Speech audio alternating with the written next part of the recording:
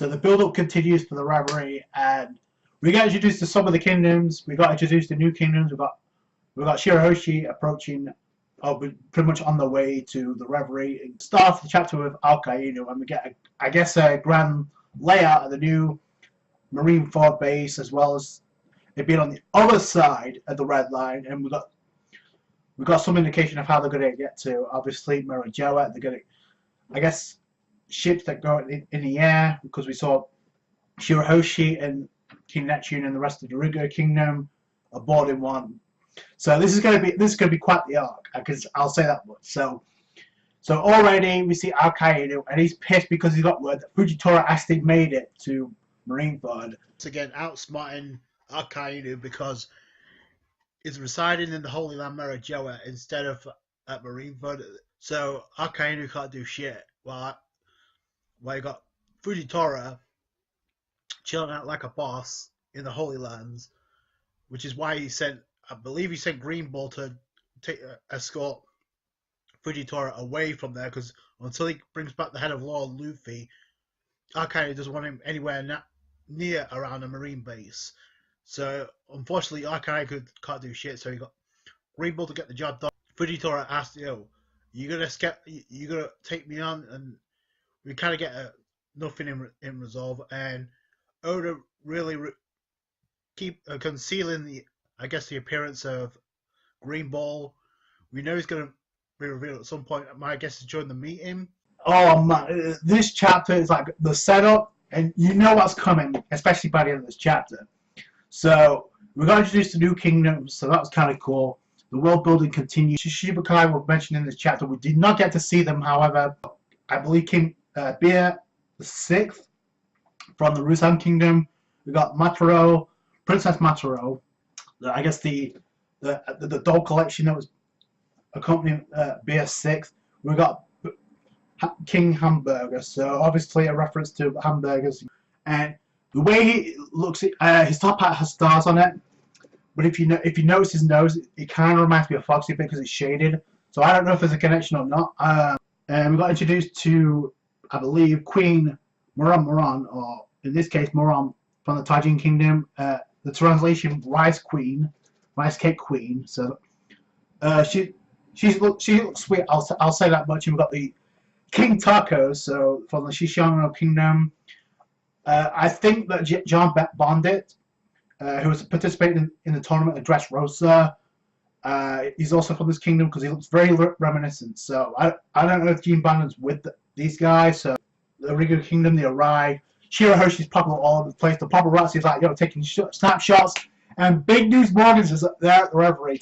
He's got all the scoops. So I wonder what kind of BS he's going to make up this time, because the fact that the Revolution have found a way to infiltrate Marine HQ again, so this is going to be something epic. And the fact that already Big News Morgans, after what he did at Whole Cake Island, the shit that he stirred up, now as the reverie, or he's going to be a spectator at the reverie. He's going to probably see the conflict, report it on it, and this is going to get back to Luffy at some point, regardless of what happens to Dragon or not, whether he succeeds or not.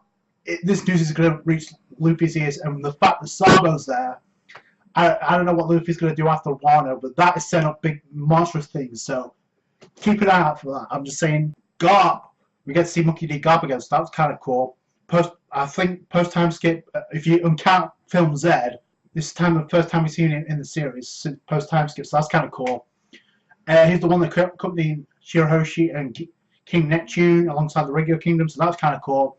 He's also made friends with Shirahoshi, and Shirahoshi did mention a whole thing about Luffy, Luffy's his grandfather, so there's going to be future connections, no question. So this is kind of cool. We got to see so many characters again we haven't seen in a long time. And then we had Stelly approach Garp, Monkey D. Garp, right? Still thinking he's top shit. He's talking all this trash. Bam, Garp says, "Shut the hell up, you scrub." So that was kind of cool. And obviously he has a disdain, hatred, much like. And the thing that Big News Morgan's fact is, Garp is also from the Goa Kingdom. So he's also going to, by default, he's probably going to be a fan of not only Ace, but also Sabo as well, because his connection with Luffy. So I'm assuming. So he may he may make up some more bullshit, even if the revolutionaries don't succeed. So, big news moment is there. He's there to get the scoop. Why else would he be there? So, again, like I said with the Whole Cake Island situation, the reason he was there to take that shot is so that news would reach worldwide, and he overhyped Luffy, describing him as the fifth emperor. And in this case, he may do the same thing with Sabo and the rest of the revolutionaries. Now, we do get to see the revolutionaries, get to see Koala talking with Bella Betty about the Fisherman Island thing, the Fisherman Pirates, I guess, because of her connection with Fisher Tiger. And she said, no, we're not really interested in that. We're not interested in the world government. We're interested in taking down the Tenryubito. That's our mission for being here. And which is interesting because Stelly pretty much reveals that he wants to be a celestial dragon. He wants to be a Tenryubito, and we know how Sabo feels about that. So, and not only that, he's in disguise. He's infiltrated the Reverie. And it's kind of cool because he's accompanying Stelly into the meeting. So that is going to cause a lot of friction. So, and Sabo's getting arrived from. I see Karasu has arrived at the Revolutionary.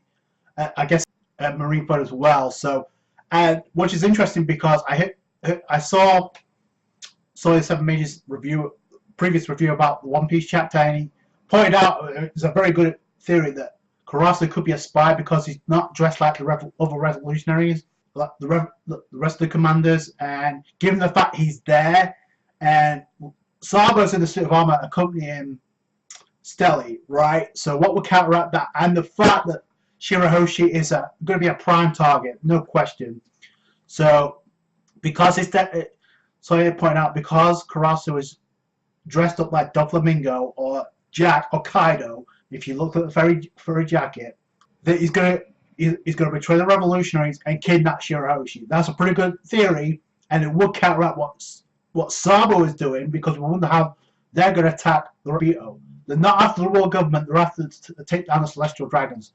Now, my question is this: is Monkey D. Dragon going to appear?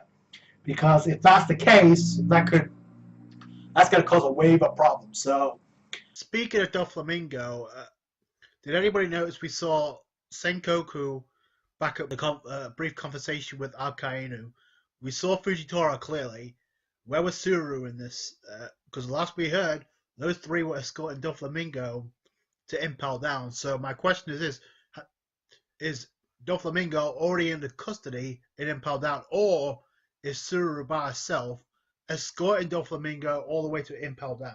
That's my question. So that's going to be interesting to see where that goes. Obviously, if Doflamingo has a shit ton of influence, not only on the Celestial, on your Tenryubito, but also when it comes to the world of One Piece in general, because he knows a shit ton of knowledge that can easily backfire the world government. So I do not expect to see him out of the picture at all. So he may bust out of Impel Down. We may get a mini arc in that. I don't know what the hell's going to happen. This could go one of two ways. Either Dragon could fail and get captured, or the revolutionaries could do some damage to the government and get the hell out of Dodge. And we got big news: Morgan's there to catch the scoop, but Shirahoshi could be kidnapped, and if be a better boy, the only one that can make sense right now is Karasu, because nobody else is there shady enough.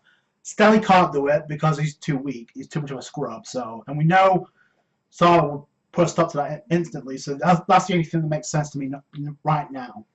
We also get introduced to the fact that Fujitora's there, and what's he going to do? Because Akainu's pissed because he's like, yo, what's he doing back here? He hasn't brought the head of law and loot. So there could be a conflict there because he's already chilling out at the Holy Land with Green Bull, who is silhouetted. So that could be another problem. So from what I saw, he looks menacing. He seems to have a unique personality. In fact, he hasn't eaten in 3 years, so that's something. Abolishing the Shichibukai system, that was Fujitora's goal. And another thing we found to find out that Shirahoshi says she's going to ask, because of the way she was like soaking it all in, seeing all the sights, the sun in the sky, all that.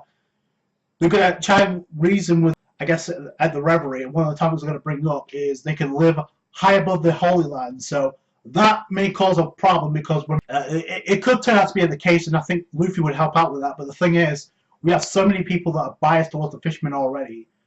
We have Stelly there, who's a scrub, but we know how he acts. We know the Tenryubito are and how they look at fishermen. So that could be a problem. So in more ways than one, Shirahoshi could be a target. We still have yet to get introduced to. We still have the other kingdoms. We're obviously King Cobra and Vivi on the way. We have Rebecca, Viola, and obviously King Riku. So obviously the rest of the kingdom, they still have to arrive. But I can't wait for that. Obviously things are getting set up nicely with Starboat in the suit of armor, accompanying Stelly in disguise to infiltrate.